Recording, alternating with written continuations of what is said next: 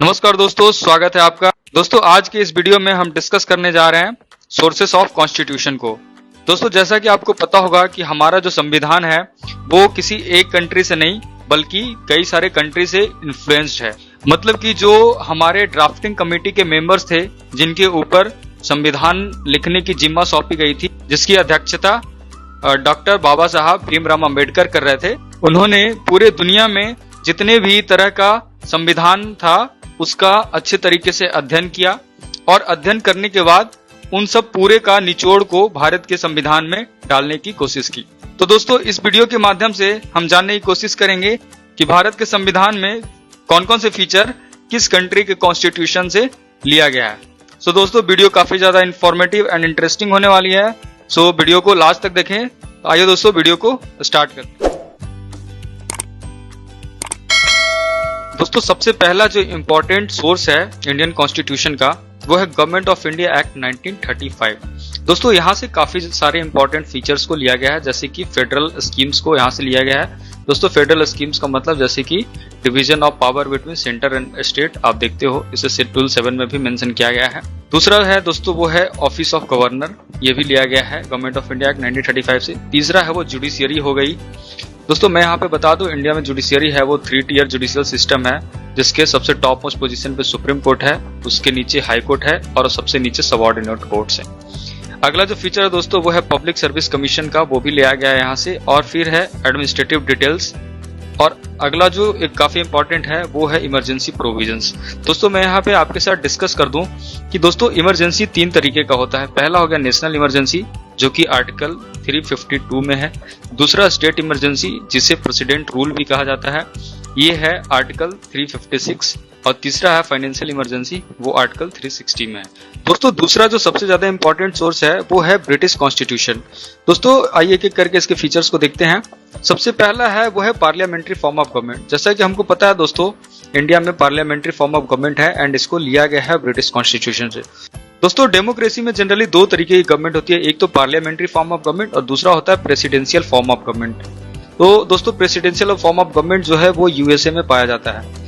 दोस्तों एक जो अगला प्रोविजन है वो रूल ऑफ लॉ है, वो भी ब्रिटेन के कॉन्स्टिट्यूशन से लिया गया है। मतलब हम कहते हैं ना कि no one is above the law, मतलब लॉ से बड़ा कोई नहीं। अगला लेजिस्लेटिव प्रोसीजर है, ये भी यहीं से लिया गया है। अगला जो है वो है दोस्तों सिंगल सिटीजनशिप, मतलब कि एकल नागरिकता। दोस्तों भारत में सिंगल सिटीजनशिप चलता है और यूएस जैसे कंट्री में दोस्तों डबल सिटीजनशिप है। एक एग्जांपल से समझते हैं, जैसे कि यूएसए का कोई व्यक्ति है तो वो मान लीजिए कि टेक्सास में रहता है, तो यूएसए ये जो स्टेट टेक्सास में अगर रहता है तो इसको टेक्सास का यहाँ का भी एक सिटीजनशिप लेना होगा, साथ ही साथ यूएसए का जो कंट्री का एक सिटीजनशिप लेना होगा। तो इसको डबल सिटीजनशिप लेना होगा, एक स्टेट का अलग और एक कंट्री का। ठीक है, डुअल सिटीजनशिप हो गया। अगला दोस्तों वो है पार्लियामेंट्री प्रिविलेजेस, जो कि हमारे पार्लियामेंटेरियन को प्रोवाइड किए जाते हैं ताकि जो पार्लियामेंट्री बिजनेस को अच्छे से कंडक्ट किया जा सके। तो ये प्रिविलेजेस हैं, ये भी ब्रिटिश कॉन्स्टिट्यूशन से लिया गया है। अगला है दोस्तों वो काफी इंपॉर्टेंट है प्रोरोगेटिव रीट्स हो गया। दोस्तों मैं यहाँ पे रीट्स का मतलब समझा दूं कि अगर कोई इंडिविजुअल है, अगर कोई व्यक्ति है, अगर उसकी मौलिक अधिकार यानी कि फंडामेंटल राइट का वायलेशन होता है, उसका उल्लंघन होता है, तो वो व्यक्ति के पास पूरा अधिकार दिया गया है आर्टिकल 32 के तहत कि वो सीधे सीधे सुप्रीम कोर्ट में जा सकता है और वहां पे जाके अपना याचिका दायर कर सकता है। वहीं आर्टिकल 226 के तहत वो सीधे सीधे हाई कोर्ट में जा सकता है और अपना याचिका दायर कर सकता है। और बदले में जो जुडिशियरी होगी वो रीट इशू करती है और रीट इशू करके उस व्यक्ति के जो कंसर्न होते हैं उसको एड्रेस करती है और उन्हें रिलीफ प्रोवाइड कराने की कोशिश करती है। तो दोस्तों जो सुप्रीम कोर्ट और हाई कोर्ट है वो दोनों दोस्तों 5 तरीके के रीट इशू करते हैं, जैसे कि मैं एक एक करके बताता हूँ। पहला हो गया हेबियस कार्पस, जिसका मतलब होता है दोस्तों to have the body of. दूसरा हो गया मैंडामस, जिसे बी कमांड भी कहा जाता है। तीसरा सर्सियोररी हो गया। चौथा प्रोहिबिशन हो गया और 5वां क्यो वारंट हो गया। कभी इसको डिटेल में डिस्कस करेंगे। तो दोस्तों ये 5 रीट इशू करते हैं। अगला जो है दोस्तों वो है कैबिनेट सिस्टम। कैबिनेट सिस्टम भी दोस्तों ब्रिटिश कॉन्स्टिट्यूशन से ही लिया गया है। और एक और जो इंपॉर्टेंट फीचर है दोस्तों वो है बाई कैमरलिज्म। दोस्तों बाई कैमरलिज्म का मतलब हो गया डुअल हाउस यानी दोहरी सदन से। जैसे आप देखते हैं ना, हमारे पार्लियामेंट में 2 हाउस होते हैं, अपर हाउस और लोअर हाउस। अपर हाउस जिसे कि राज्यसभा कहा जाता है और लोअर हाउस जो कि लोकसभा होता है। तो इसे लिया गया है ब्रिटिश के कॉन्स्टिट्यूशन। दोस्तों तीसरा जो प्रमुख सोर्स है वो है आयरिश कॉन्स्टिट्यूशन। सो आइए इसके प्रोविजंस देखते हैं। तो दोस्तों जो डीपीएसपी है वो लिया गया है आयरिश कॉन्स्टिट्यूशन से। डीपीएसपी का मतलब होता है दोस्तों directive principles of state policies. Basically ये 3 तरीके में सब क्लासिफाई किया गया है, Gandhian, socialistic and liberal intellectuals. अगर आर्टिकल की बात करें तो ये आर्टिकल 36 से लेके 51 तक में मेंशन किए गए हैं। दूसरा जो इंपॉर्टेंट प्रोविजन है दोस्तों वो है nomination of members to the Rajya Sabha. मतलब दोस्तों मैं यहाँ पे बता दूं कि जो राष्ट्रपति होते हैं यानी प्रेसिडेंट है वो 12 लोगों को नॉमिनेट करते हैं राज्यसभा में, और इस प्रोविजन को लिया गया है आयरिश कॉन्स्टिट्यूशन। अगला है दोस्तों वो है मेथड ऑफ प्रेसिडेंशियल इलेक्शन, मतलब कि प्रेसिडेंट का इलेक्शन है वो किस तरीके से होगा। तो दोस्तों मैं बता दूं कि जो प्रेसिडेंट का इलेक्शन होता है दोस्तों वो इनडायरेक्ट इलेक्शन है। बेसिकली जो मेथड यूज किया जाता है उसे कहा जाता है proportional representation by means of single transferable vote system. तो दोस्तों इन सब प्रोविजंस को आयरिश कॉन्स्टिट्यूशन से लिया गया है। दोस्तों अगला जो इंपॉर्टेंट सोर्स है वो है कैनेडियन कॉन्स्टिट्यूशन। कैनेडियन कॉन्स्टिट्यूशन से भी काफी इंपॉर्टेंट फीचर्स को अडॉप्ट किया गया है, जैसे कि दोस्तों फेडरेशन विद स्ट्रॉन्ग सेंटर। जैसे कि आप देखते हैं दोस्तों हमारा कॉन्स्टिट्यूशन है वो फेडरेशन की बात करता है। फेडरेशन मतलब distribution of power between union and states. आप देखोगे कि जो इंडियन कॉन्स्टिट्यूशन है उसमें जो सेंटर है उनके पास ज्यादा पावर होता है in comparison to states. For example आप देख सकते हो नेशनल इमरजेंसी का केस, जब इंडिया में नेशनल इमरजेंसी होती है 352 के अकॉर्डिंग लगाई जाती है, तो उस केस में क्या होता है कि जो सेंटर होता है वो ओवरटेक कर लेती है स्टेट को। तो ये दिखाता है कि जो इंडियन फेडरेशन है वो टिल्टेड है, मतलब कि सेंटर स्ट्रांग है स्टेट। अगला जो है दोस्तों वो है रेसिजरी पावर। रेसिजरी पावर मैं बता दूं दोस्तों कि 3 तरीके की लिस्ट मैंने बताया था, union list, state list and concurrent list. तो इन लिस्ट में कुछ सब्जेक्ट्स डाले जाते हैं और वैसे सब्जेक्ट जो इन तीनों लिस्ट में ना हो तो जो रिमेनिंग सब्जेक्ट है उनको रेसिजरी सब्जेक्ट्स हो गए, और इन सब्जेक्ट्स के ऊपर है वो सेंटर का अधिकार होगा। तो ये रेसिजरी पावर्स हो गए जो कि सेंटर के पास होता है। अगला जो इंपॉर्टेंट फीचर है दोस्तों वो है advisory jurisdiction of the supreme court. ये भी लिया गया है कैनेडियन कॉन्स्टिट्यूशन से ही। उसके बाद एक और जो इंपॉर्टेंट दोस्तों वो है appointment of state governor by the centre. दोस्तों अगला है वो है appointment of state governors by the centre. दोस्तों जैसा कि आपको पता होगा कि जो गवर्नर है उनको इलेक्ट नहीं किया जाता है बल्कि उनको अपॉइंट किया जाता है, और इनकी अपॉइंटमेंट है वो प्रेसिडेंट करते हैं। तो इसलिए कई बार जो गवर्नर होता है उनको कहा जाता है agent of the central government.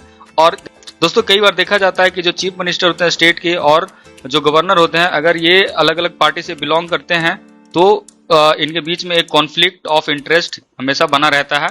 दोस्तों मैं यहाँ पे एक और बात बता दूं कि जो गवर्नर होता है उनका रिमूवल होता है प्रेसिडेंट के द्वारा, और प्रेसिडेंट इनको कभी भी रिमूव कर सकते हैं because the governor acts according to the pleasure of the president. दोस्तों अगला जो सोर्स है वो है ऑस्ट्रेलियन कॉन्स्टिट्यूशन। दोस्तों ऑस्ट्रेलिया कॉन्स्टिट्यूशन से जो इंपॉर्टेंट फीचर्स लिए गए हैं वो है कॉन्करेंट लिस्ट। दोस्तों मैंने आपको बताया था कि एक स्टेट लिस्ट होता है, एक यूनियन लिस्ट होता है और एक कॉन्करेंट लिस्ट होता है। दोस्तों स्टेट लिस्ट में वैसे सब्जेक्ट्स आते हैं जिसपे स्टेट का एक्सक्लूसिव पावर होता है।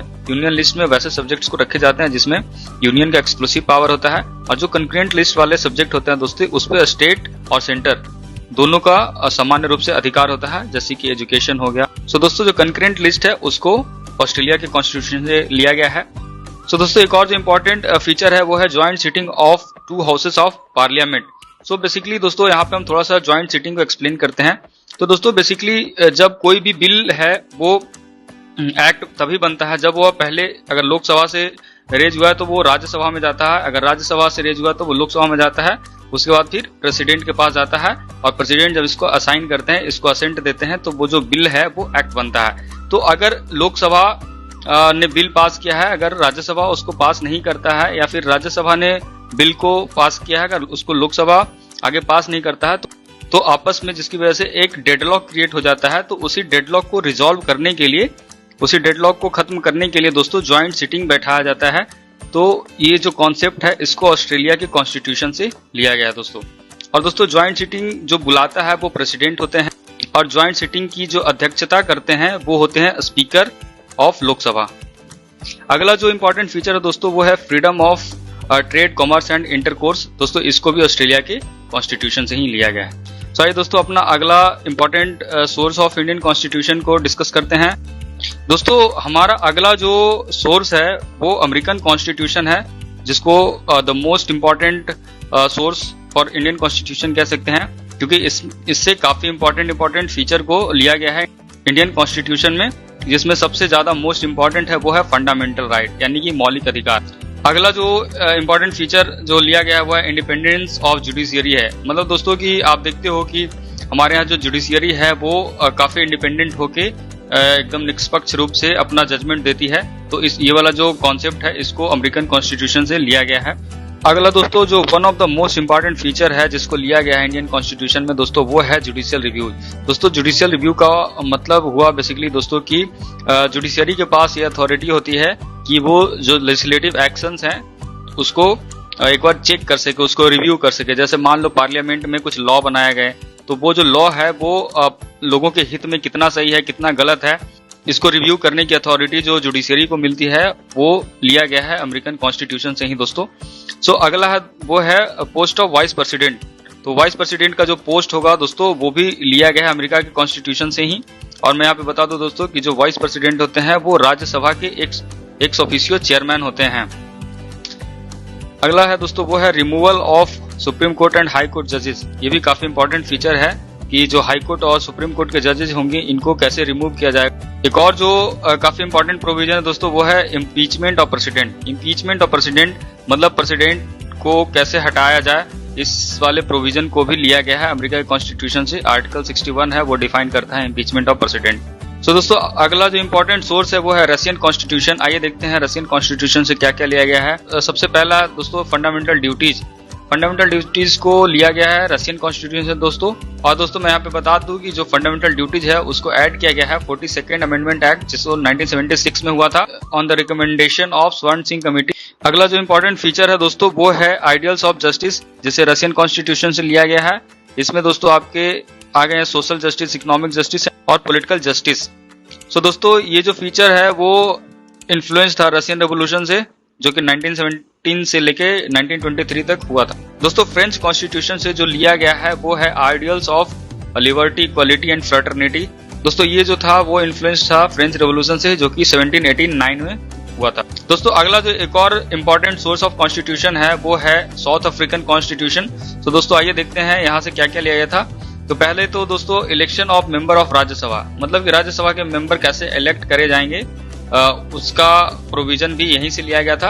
और दूसरा है वो है procedure of amendment of the constitution, मतलब दोस्तों संविधान को कैसे संशोधित किया जा सकता है, मतलब कैसे संविधान कॉन्स्टिट्यूशन को कैसे अमेंड कर सकते हैं, ये वाला प्रोविजन भी लिया गया था दोस्तों साउथ अफ्रीकन के कॉन्स्टिट्यूशन से ही। तो दोस्तों अमेंडमेंट ऑफ कॉन्स्टिट्यूशन है वो आर्टिकल 368 में मेंशन किया गया है।